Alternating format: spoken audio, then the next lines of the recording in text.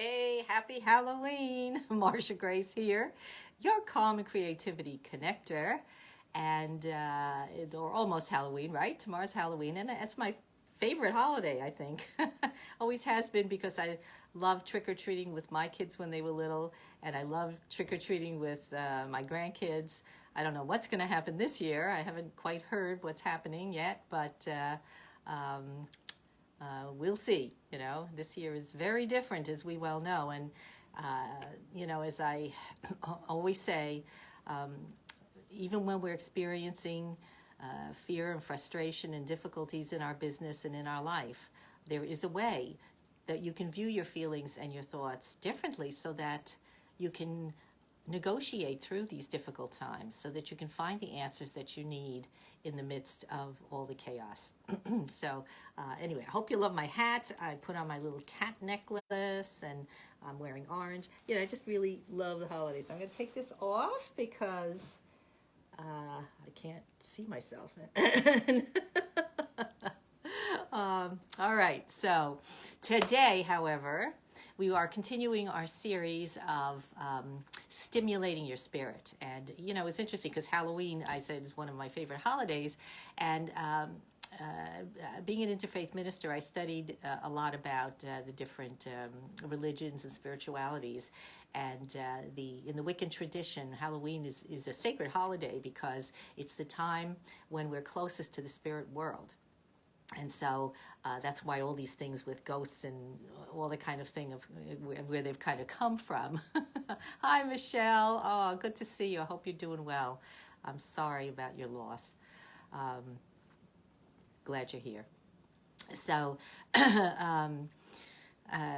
so it's that time of year when in the Wiccan tradition and in the ancient Celtic traditions, at this time of the season, we would connect with our spirit, with our ancestors, and so forth. So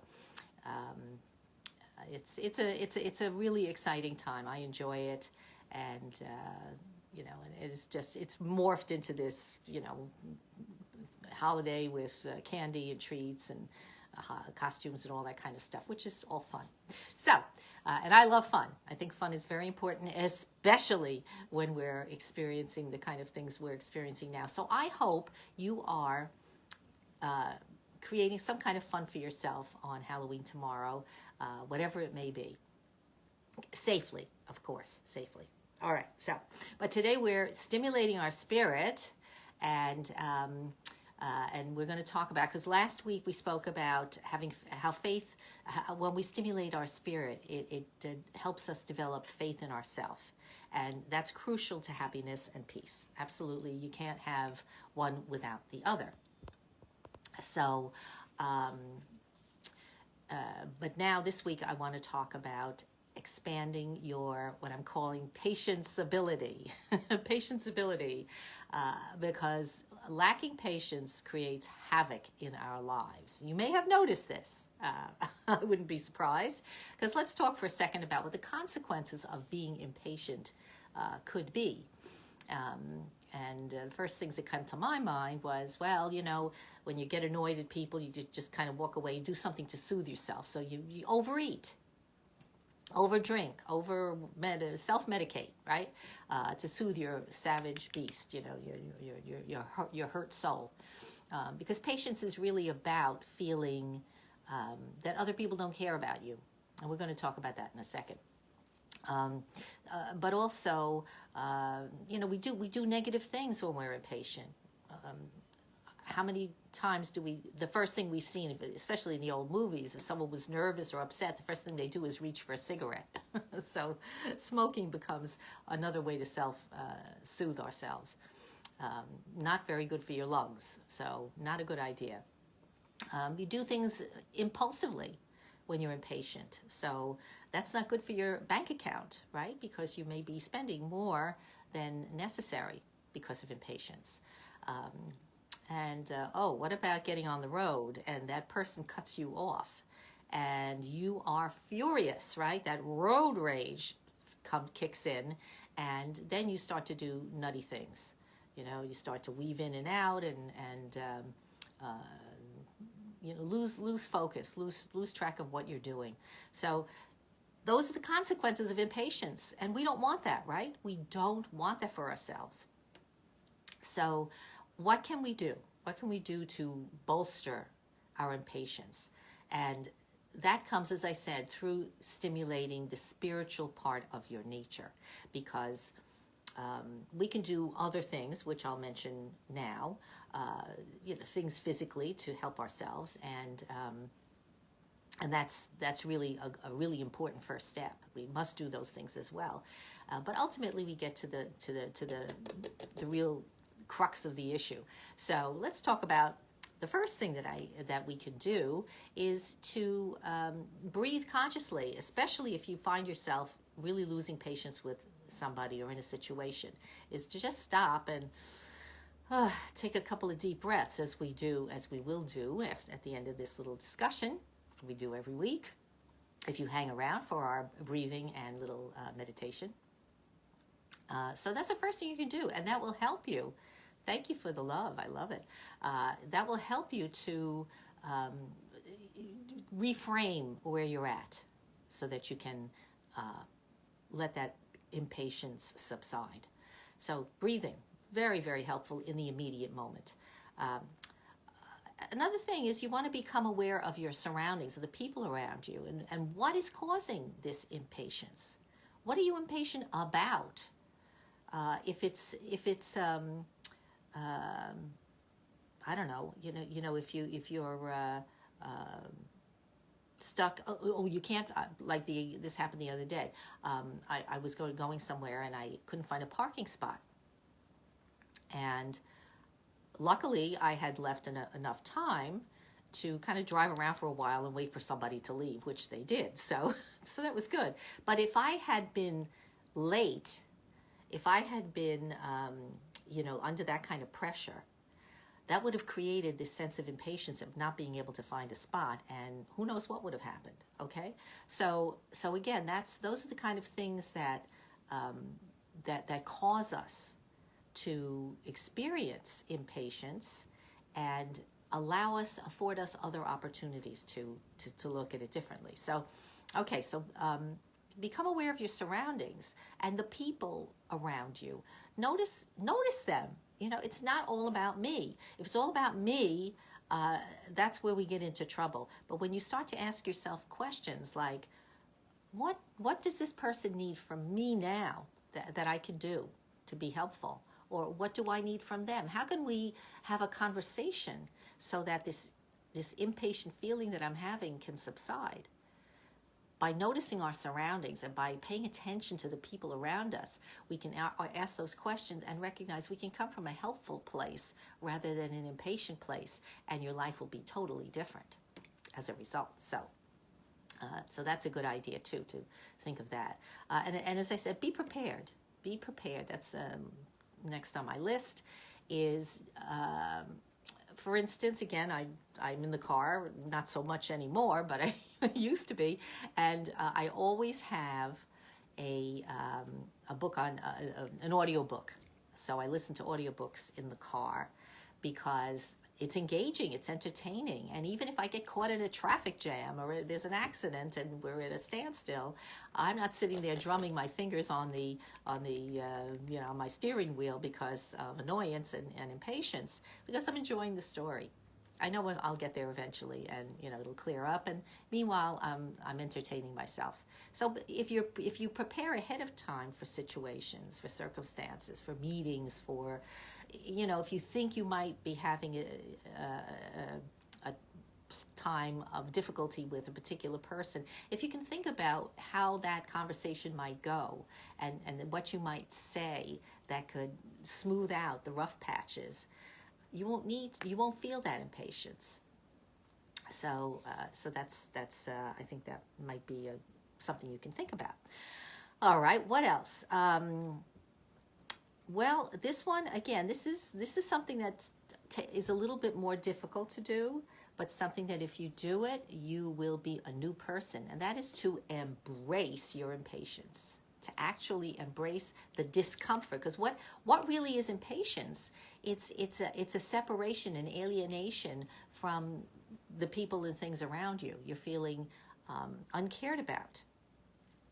So by embracing your discomfort, you can turn what you perceive as a difficulty into an opportunity for you, for yourself, for the people with you, for your especially in business, right? If you're impatient with one of your colleagues, say, or with an employee, or whoever it may be, if you're impatient, they're going to pick that up, and that's not going to go well. So you don't want that. You want good relationships, and that's going to come from noticing the impatience and working through it, recognizing it, and saying to yourself, I see you, and I want to understand where this is coming from. Okay, and when you do that, your internal guidance, if you're listening, will clue you in so that you can rectify the situation and feel that sense of calm and peace settle over you instead.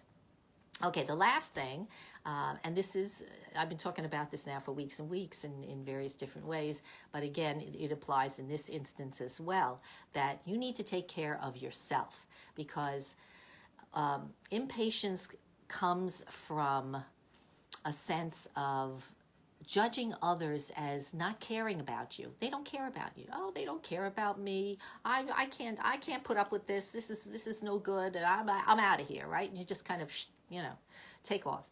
And so when you have that kind of an attitude, what you're really saying, and this is a psychological maxim now, what's really happening here is you are projecting onto others your own inability to take care of you.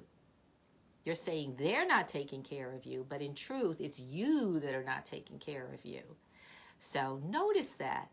Notice that you may need something at that moment. Maybe you're feeling lonely, so pick up a phone, call a friend. You're feeling, that you haven't done something, go do it. Take care of it. Don't put it off. Do the things that are going to nurture yourself so that you can feel good about who you are, and then you'll notice that your relationships will change. You will not feel impatience toward other people, but more have a desire for understanding and to find solutions to whatever issues may be going on at the moment. All right, so I hope that was helpful. I just want to kind of recap that a little bit. We're talking about expanding our patience ability today, and this is another way of using our spirit. By stimulating our spirit, which is by becoming aware, conscious that we have this part of us, it will expand our patience ability. And some of the things that we could do to encourage that are to breathe, always breathe, right? To become aware of the people around you and how you can help them and how they can help you, how you can work things out together. And to be prepared, right? Don't rush out at the last minute to do something. Take your time, prepare, pause, and think about the things you need to do in order to, take care of, do your day's work, whatever it may be. And embrace your discomfort. Embrace that feeling of, oh, they don't care about me, all these people are some pain in the butt, whatever it is. Notice that and recognize that you need to turn it back on yourself and love yourself. Take care of yourself. Oh, good. Michelle's telling me that this is helpful because she went through something similar. I'm not sure what exactly she's referring to, but if you want to tell us more, go right ahead. I'd love to hear it. And hi, Tony. Oh, my goodness. Wonderful to see you. Oh, great. I hope all is well. You and Zeke. Give my love. All right, so now, since we've discussed our subject, it is time to get to the spiritual part of our talk today, and that is our candle lighting. And because it's Halloween and fall, I have a nice Halloween candle here for us. So we're going to do our breathing, and then we're going to do a little meditation. and then we will be out of here. So, okay. So if you like to look at the candle while you're breathing, or if you like to close your eyes, whichever works best for you. Wish I put this so it kind of looks good. Okay. So the breath work today, we're going to, very simple, I want you to do the simple, I've been teaching you this for weeks and weeks, is to simply breathe in fully through your nose and let that breath fall all the way down, expanding your belly and upward into the chest. And then on the exhalation, you let it go. You could blow it out through your lips, either a little bit open or through your nose, whichever way you prefer. You could do it that way and really get everything out, push everything out. So in and out, approximately, whatever works for you, but approximately 4 or 5 counts. But today, I just want to talk us through the breath work, make it a little more interesting. So first, let's blow all the stale, dead air out, and we'll begin our first breath in. So just blow it all out and begin that breath in and breathe in your courageous and your expansive self. And then as you breathe out your little fearful self. Let that self go. And then breathe in your confident and compassionate self. Breathe that self all the way to the tippy top. Hold and then release and let go of that impatient and nervous self. Push it all the way out. And lastly, breathe in your forgiving and loving self. That's who you really are. Hold that thought. And then breathe out any last little bit of judgment or arrogance in yourself. Let it all go. Just let it go. And then bring the breath to normal. And just let yourself feel the benefits of this breath work that we have experienced. It feels so good to just relax and give ourselves a few moments of peace in our busy days. Okay, so as we're sitting here, either looking at the candle, gazing at the candle softly, or closing our eyes,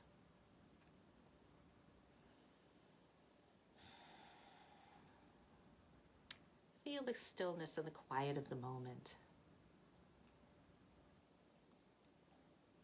And this is the time of the year when as the ancients would say, when the veil between the worlds is thinnest. Meaning it offers us the greatest opportunity to connect with those beloved ones who have gone on ahead of us. So let's honor, respect, and bring forth those loved ones right now. Bring them forth. See their beautiful face in front of you. There may be one, there may be several. You can have them all around you in a beautiful arc.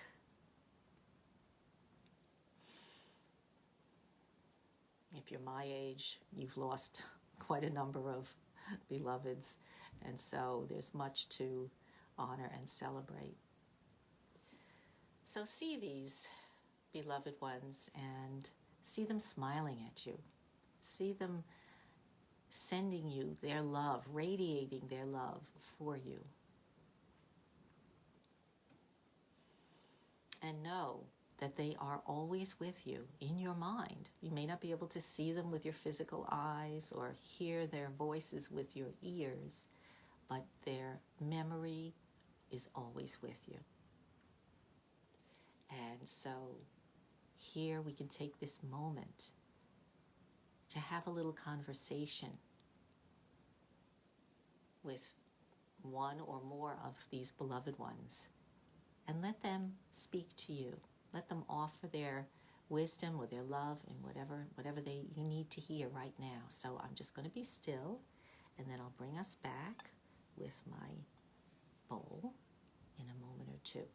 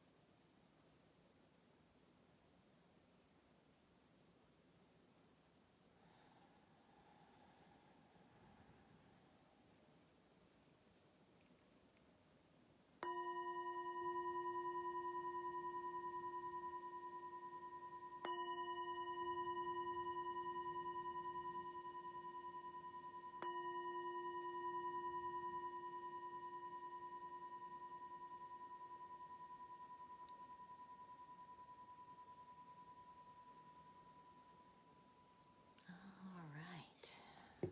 So, see those lovely faces and wish them well. Tell them goodbye for now, but know that they will always be present for you whenever you need them. And let's take one more slow, deep breath in. And as you release that breath, you can let your eyes come open. And we're back. So I hope you had a good time meeting some of your loved ones. I love doing that one because I get to talk to my mom, who did that painting, by the way, right up there. That's one of her paintings. And my teacher, Ken, who is over on the other side of the altar there that you can't see right now, but lots of loved ones. All right, so we're done for today. I wish you a joyous Halloween weekend. And if you enjoyed what we did together today, please make a comment, a share with others who you think might benefit from it. And also, I wanted to tell you that if you're on my mailing list, be looking for my burnout quiz next week. I just noticed so many people are so tense and not quite sure. They're not really understanding what's going on. And so I've created this little quiz that I'll be sending out to people on my mailing list. So if you're not on my mailing list, of course, you can just go to mg@marshagrace.com and send me your email, and I'll put you there. And as I always end every time with you together, I always say, remember, everything begins with a thought. So keep your thoughts light. Many blessings. Bye-bye.